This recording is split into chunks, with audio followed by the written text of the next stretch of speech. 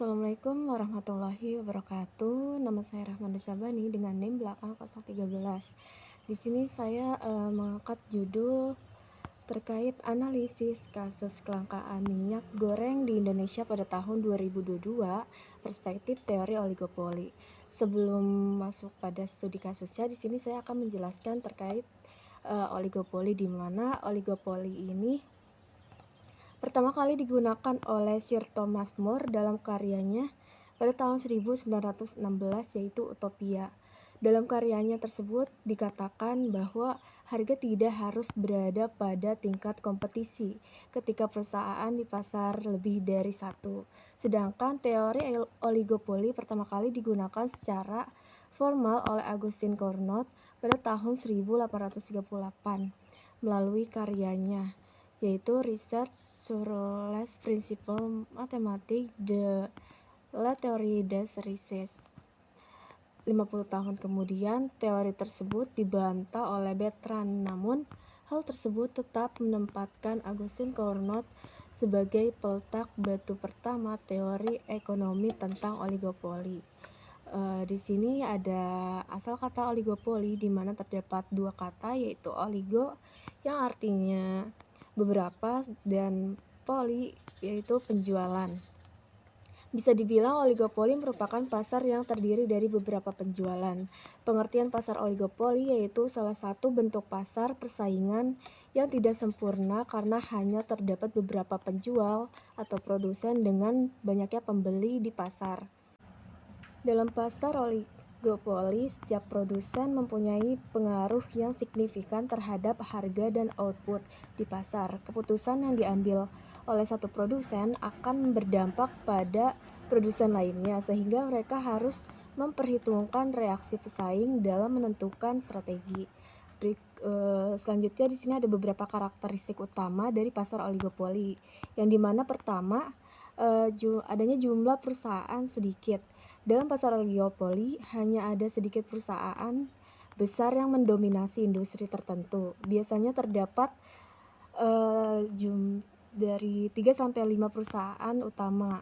Lalu yang kedua, karakteristiknya yaitu produk terdiferensiasi atau homogen.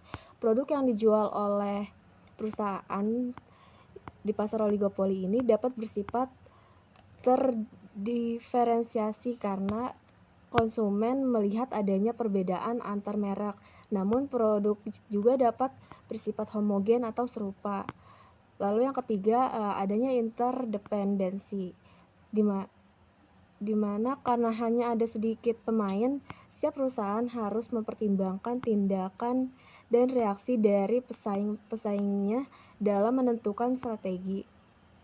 Keputusan satu perusahaan akan berdampak signifikan pada perusahaan lain. Lalu yang keempat, di sini adanya penghalang masuk tinggi, di mana untuk memasuki pasar oligopoli, perusahaan baru menghadapi berbagai penghalang seperti skala ekonomi, kebutuhan modal besar, akses ke saluran distribusi, dan diferensiasi produk. Yang terakhir di sini adanya perilaku strategis, di mana perusahaan-perusahaan di pasar oligopoli cenderung menerapkan strategi persaingan yang kompleks dan strategis, seperti penetapan harga, iklan, inovasi, dan lainnya untuk mempertahankan posisi di pasar. Pasar oligopoli juga di sini merupakan sistem persaingan tidak sempurna, di mana terdapat hanya sejumlah kecil produsen yang mempunyai pengaruh terhadap harga dan kondisi pasar. Selanjutnya di sini ada faktor-faktor yang mempengaruhi strategi dalam oligopoli. Pertama, adanya barriers to entry. Di sini adanya tingginya hambatan masuk seperti skala ekonomi, kebutuhan modal besar, dan juga hak paten yang melindungi perusahaan yang sudah ada. Kedua, di sini adanya market power, di mana perusahaan dalam oligopoli memiliki kekuatan pasar yang signifikan, memungkinkan untuk mereka untuk mempengaruhi harga dan output. Ketiga, di sini adanya interdependence, yaitu perusahaan menyadari bahwa keputusan mereka akan mempengaruhi dan dipengaruhi oleh tindakan pesaing. Yang keempat, di sini adanya produsen utama, di mana dalam pasar oligopoli, produsen utama mempunyai pengaruh yang signifikan terhadap harga dan keputusan pasar. Kebijakan sesuatu produsen utama dapat mempengaruhi keputusan produsen lain, sehingga produsen lain harus beradaptasi dengan keputusan tersebut. Yang kelima, di sini adanya persaingan ketat. Karena persaingan yang sangat ketat di pasar oligopoli, produsen perlu mengembangkan strategi khusus untuk terus menjual di pasar dan menarik konsumen dalam jumlah besar. Salah satu strategi yang mungkin dilakukan adalah dengan meningkatkan kualitas produk dan layanan. Yang keenam, yaitu pesaing baru sulit masuk, di mana persaingan yang ketat di pasar oligopoli menyulitkan produsen baru untuk memasuki pasar. Produsen lama dengan pangsa segmen terbesar merupakan pihak yang paling dominan, sehingga sangat sulit bagi pesaing baru untuk bersaing. Yang ketujuh, itu adanya ketergantungan. Dalam pasar oligopoli, semua produsen saling bergantung. Mereka juga bekerja sama untuk membuat keputusan tentang harga produk, inventaris pasar, terus volume produksi, dan lain-lain. Selanjutnya yang ke-8, biasanya harganya sama, di mana salah satu ciri pasar oligopoli ini yaitu harga produk sama dan tidak berbeda jauh. Dalam sistem perdagangan ini, barang-barang yang dihasilkan oleh para penjual biasanya memiliki kualitas yang sama, sehingga harga yang dikenakan oleh para penjual juga sama dan tidak berbeda jauh. Dan terakhir, adanya strategi pemasaran. Pasar oligopoli memerlukan strategi marketing yang baik agar tetap dapat dipasarkan. Strategi ini dapat mencakup peningkatan kualitas, terus peningkatan pemasaran, dan juga peningkatan layanan pelanggan. Selanjutnya di sini masuk ke study case, yaitu kelangkaan minyak, di mana pada tahun 2022 Indonesia yang menduduki peringkat kedua sebagai produsen minyak sawit terbesar di dunia mengalami fenomena tersebut. Hal ini bermula dengan adanya kenaikan harga minyak goreng yang melampaui HET atau harga eceran tertinggi, di mana pada Menteri Perdagangan menyampaikan bahwa adanya kelangkaan minyak goreng timbul dikarenakan adanya permainan mafia yang bermain kotor dengan mengalokasikan minyak subsidi ke minyak industri. Hal ini mengakibatkan ketersediaan minyak goreng di masyarakat berkurang. Lalu juga pada kelangkaan minyak ini juga terdapat latar belakang oleh beberapa faktor, diantaranya pertama, adanya kenaikan harga CPO di dunia.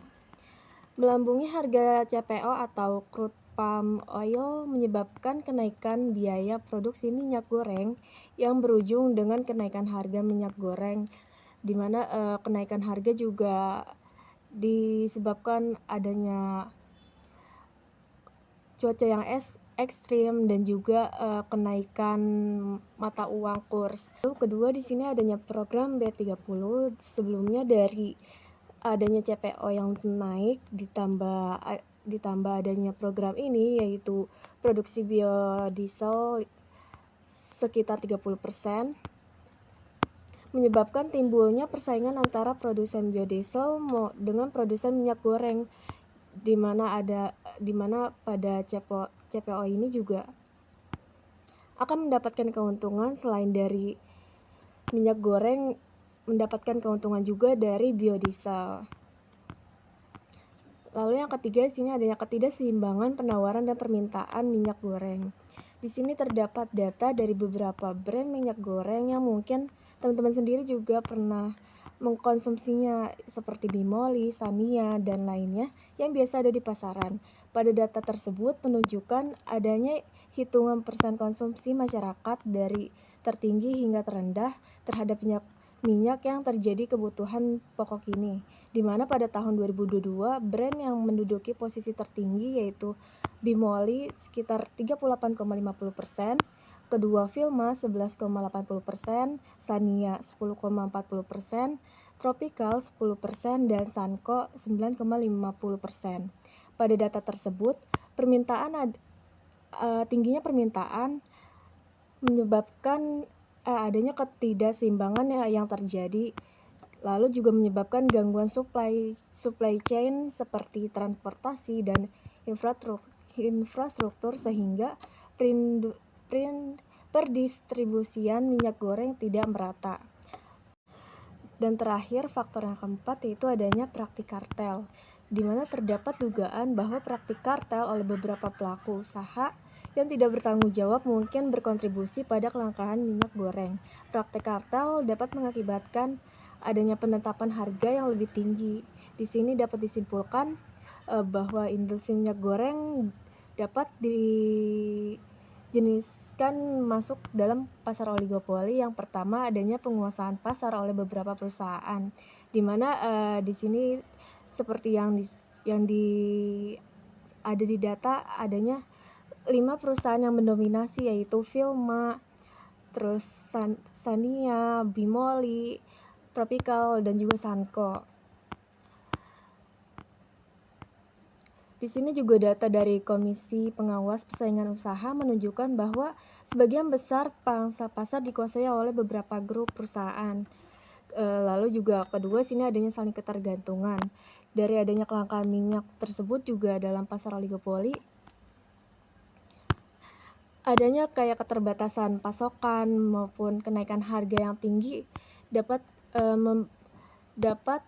mempengaruhi perusahaan lain secara signifikan.